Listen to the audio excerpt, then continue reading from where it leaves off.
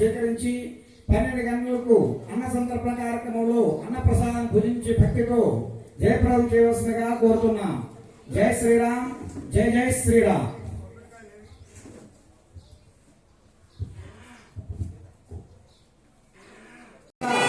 మనకి అన్న సంతర్పణ కార్యక్రమం ఉంటుంది. 50 మంది భక్తులందరూ కూడా ఆ అన్నసంత కార్యక్రమంలో అన్న ప్రసాదాన్ని భక్తితో స్వీకరించవలసిందిగా కోరుతున్నాం. అలాగే మనం మీరు వచ్చిన భక్తులు 50 మంది కూడా ఇక్కడ అచ్యుత స్వామి వారు చక్కగా ఓం విశ్వసేన నమోదాయామి. విశ్వసేన అంటే ఎవరు? పుణ్యావచన కళ్యాణ సందర్భంలో ఎందుకు చేస్తుంటారు. అలాగే శుద్ధి అంటే ఇది, మహాసంకల్పం అంటే ఇది, పూర్ణాల వలన ఏంటి ఉపయోగము?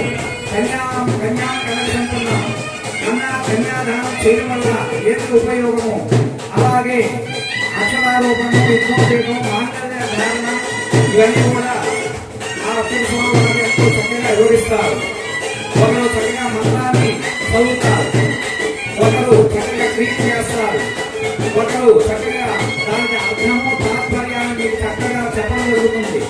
కాబట్టి మనం తెలుసుకోవడమే కాకుండా మీ బిడ్డలు కూడా సనాతన ధర్మ సాంప్రదాయాలను ఇక్కడ జరిగే యొక్క తప్పు ఏదైతే ఉందో అవన్నీ మీ పిల్లలు కూడా ఈ మంచిని ఆ కళ్యాణ మహోత్సవాన్ని విశేషాలను తెలియపరిచి వారందరూ మంచి మార్గాన్ని రావాలని ఆశిస్తూ లోక కళ్యాణ మహోత్సవం చేసే కళ్యాణ మహోత్సవంలో ఈ బ్రహ్మోత్సవంలో ఎంతో విశేషమైంది. కాబట్టి అందరూ కూడా త్వరగా రావాలి. మీతో పాటు పట్టవాళ్ళు కూడా త్వరగా వచ్చి చక్కగా చెల్లించవలసిందిగా కోరుతున్నాం. అలాగే కళ్యాణమైన కళ్యాణాంతరము అందరూ కూడా మూల విరాట సీతారామచంద్ర స్వామి దేవస్థానానికి వచ్చి తీర్థము, శతారి, గోమోరవ, తేన, చక్కెర, జీడిపప్పు, ద్రాక్షాన్ని కలిపి ప్రసాదాన్ని తయారు చేశాము. స్వామి ప్రసాదాన్ని భక్తిలో తీసుకొని తర్వాత అక్షంతల శిరస్సుని ధరించి అన్న సందర్భ కార్యక్రమం జయప్రదం చేయవలసిందిగా 50 మంది భక్తులను కోరుతున్నాం. జై శ్రీరామ్, జై జై శ్రీరామ్. ఓం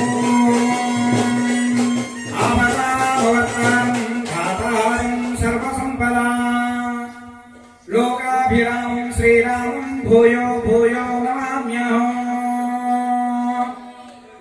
ఎంత అందగాడంటే స్వామివారు ఆజానుబాహుం అరవింద దళాయతాక్షం, చక్కటి యొక్క కనులు కలిగిన వాడు, చక్కటి రూపం కలిగిన వాడు, చక్కటి యొక్క చేతులు భుజాలు ఏవైతే ఉన్నాయో మోకాల కింద కొన్ని చక్కగా ఉండేవాడు. చక్కటి నార వస్త్రములు, అందరూ కూడా ఆభరణాలు ధరిస్తే చక్కగా ఉంటారు. కానీ రాముడు వారు అనగారు, ఈ యొక్క పీతాంబరమైన నూతన వస్త్రములు ధరించినట్టే ఆయన చక్కటి ఒక 1000 కోటి సూర్య ప్రభావంతో వెలిగిపోతుంటున్నాడంట. అందుకే స్త్రీలకి ఆయన మీద వ్యామోహం కలిగింది. అదే కాకుండా పురుషులైన సన్యాసులకు కూడా రాముడు ఒక్కసారి ముద్దు పెట్టుకుంటే బాగుండే, స్వామివారిని మనస్ఫూర్తిగా భక్తితో గౌరవించుకుంటే బాగుండే అనే ఒక తత్వంతో ఉన్నారు. అంటే ఆయన ఎంత అందగాడని మనం చెప్పాలి. సత్యవ్రతుడు, సత్య ధర్మ రక్షకుడు, పితృ పరిపాలకుడు, ధర్మ రక్షకుడు.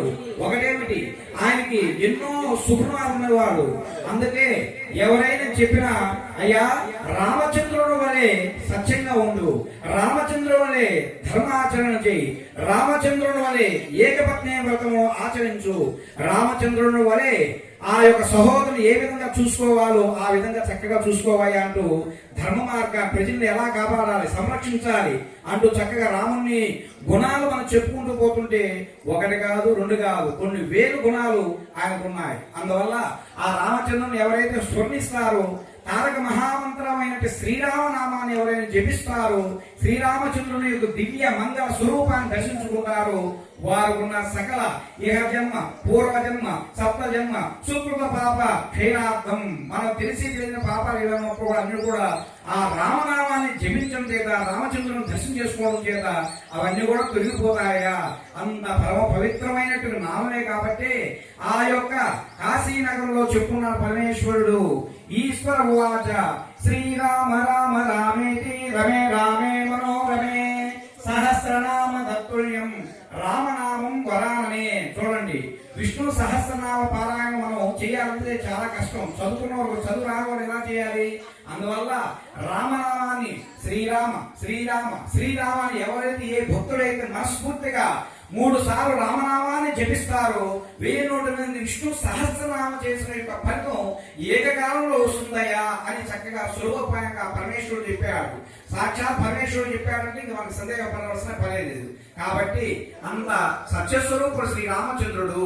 కాబట్టి అర్చక స్వామి వచ్చున్నారు, కమిటీ సభ్యులు వచ్చున్నారు, చక్కగా మొదలు పెట్టుకున్నారు. మొదటగా విశ్వసేన ఆరాధనము అక్కడ అర్చక స్వామి వారు మీరు చక్కగా అన్ని కూడా చెప్తారు. మీరు మనసులంతా రామచంద్రుడి పాద కవల మీద ఉంచండి, చక్కగా వారు చెప్పేది వినండి. ఆ యొక్క అర్థము తాత్పర్యము అవన్నీ కూడా విని ధరించవలసిందిగా భక్తులను కూర్చోక ఎవరు కూడా మాట్లాడకూడదు. మన ఇళ్ళ దగ్గర మాట్లాడుగా కళ్యాణ రావణ దగ్గర మనం కళ్యాణం జరిగేటప్పుడు చక్కగా అందరూ కూర్చొని శ్రద్ధగా ఆ స్వామివారు చెప్పే మంత్రాలు, వేద మంత్రాలు, సూక్తాలు ఎందుకు చేస్తున్నారని వారు తెలియపరు సత్యస్వామివారు చక్కగా విని ధరించండి. జై శ్రీరామ్, జై జై శ్రీరామ్. అయ్యా భజంత్రుడు అందరూ ఒక కీర్తన, మంచి కీర్తన పాడాలి.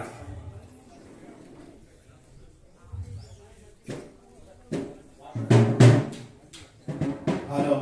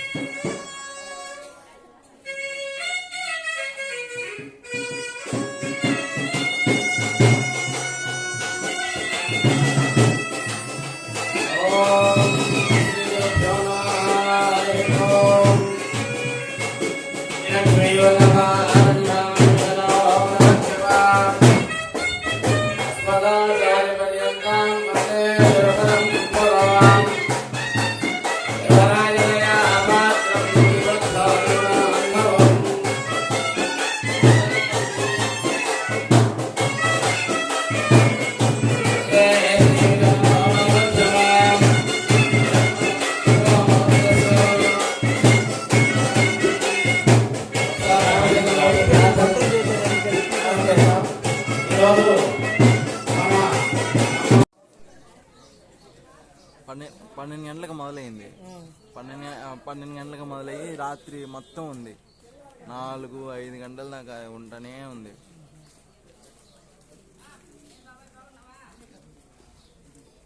ఊరు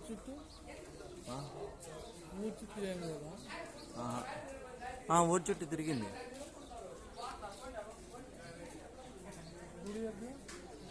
ఏమున్నాయి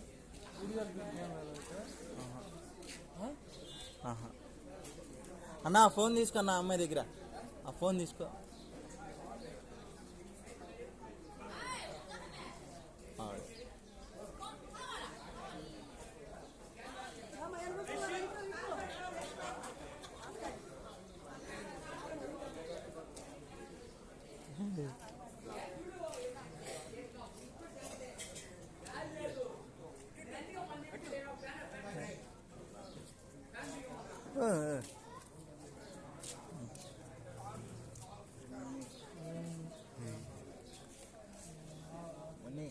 బాగా రెడీ అయ్యండి.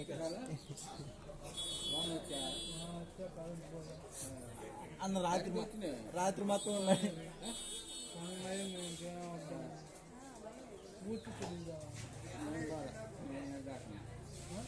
వాళ్ళు పంది దాకున్నాడు.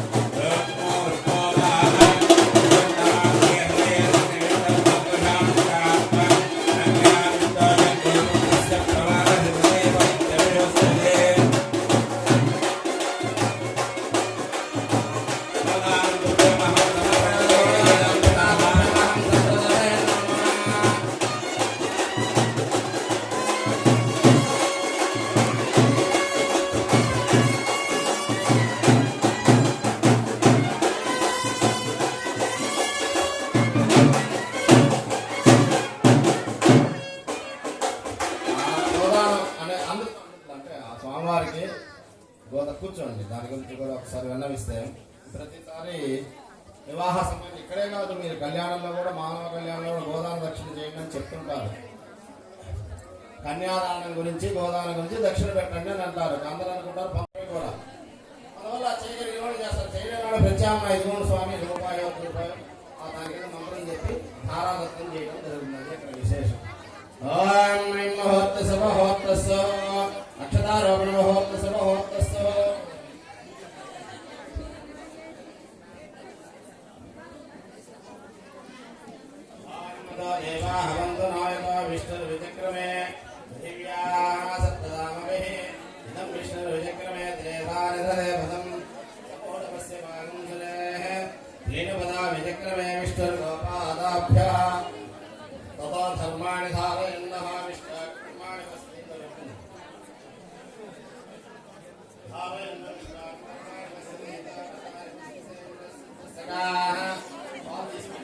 తద్విష్ణు అబ్బాయి అక్షతాలకు తరంబ్రాలు మేడం తద్విష్ణు పరం పదం సదా పశ్యంతి సూరయాతి వచక్షురాదం తద్విప్రాసావం నివాజయ కృవాం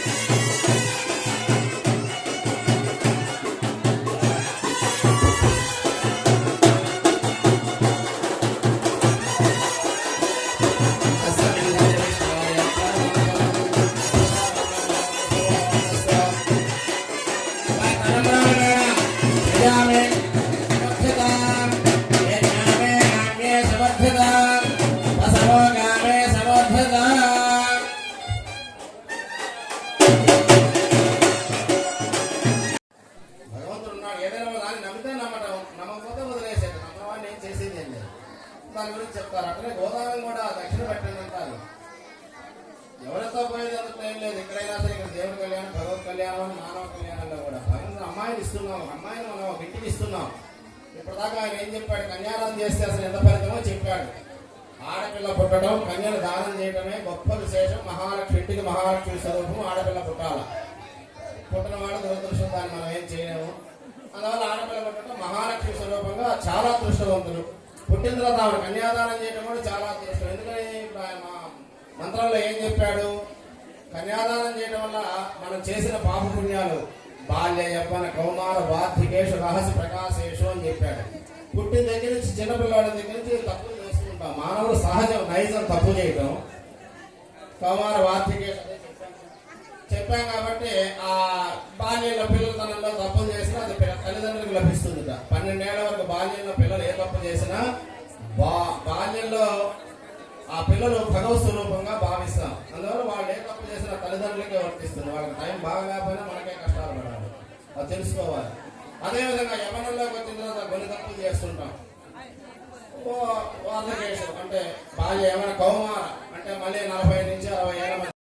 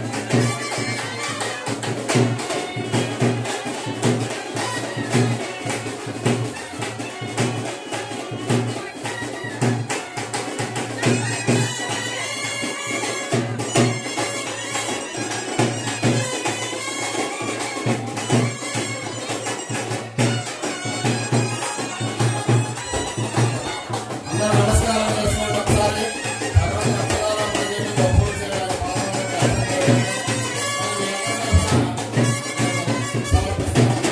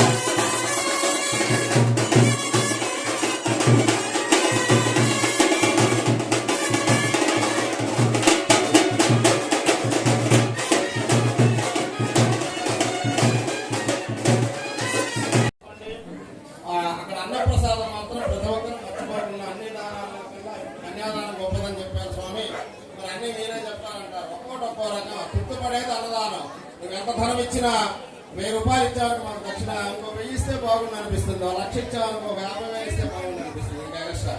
అందువల్ల ధనం ఎప్పుడు ముఖ్యం కాదు. భోజనం పెడితే కడుపు నిండా తిని హాయిగా ఆశీర్వదించే చాలు అని అమ్మ అంటారు. అందువల్ల అన్న సందర్భం కూడా చాలా గొప్ప, దానాల్లో కన్నా చాలా గొప్పది, విద్యాదానం కూడా చాలా గొప్పది. కనుక ఆ అన్నప్రసాదాన్ని, స్వామివారి అన్నప్రసాదాన్ని అందరూ స్వీకరించి రామచంద్రమూర్తి అనుగ్రహానికి పాత్రలు కావాలని తెలియజేస్తూ ఒక 2 నిమిషాలు స్వామివారికి దండల మార్పిడి జరుగుతుంది. అమ్మా అందరూ కూడా కూర్చోవాలి. దండల మార్పిడి మేడం, దండల మార్పిడి మేడం. అయ్యా భజంత్రీలు వాయించాలి. దండల మార్పిడి. అమ్మ అందరూ కూర్చోండి, వెళ్ళకూడదు మళ్ళీ.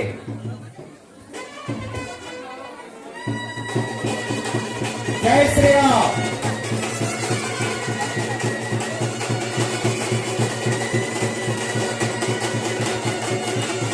ఓం విష్ణు పరమపదం సదా వసంత సూర్య దివే భాసక్షరాత్రం తత్ప్రాణో విపన్యం జాగవానం ససంధరే విష్ణు వ్యాపరమం పదో యో దేవా సోదస్మాభ్యో ధర్మావలోకనః హే సుధరేణుపాస్మహే నమో భగవతే రామచంద్ర పరమాత్మనే నమో నమః.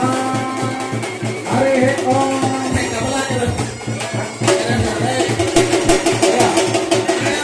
బాబు దండల మార్పిడి మేడం.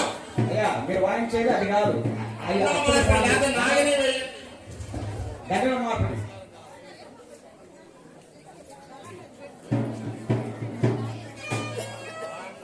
దండల మార్పిడి నిదానం.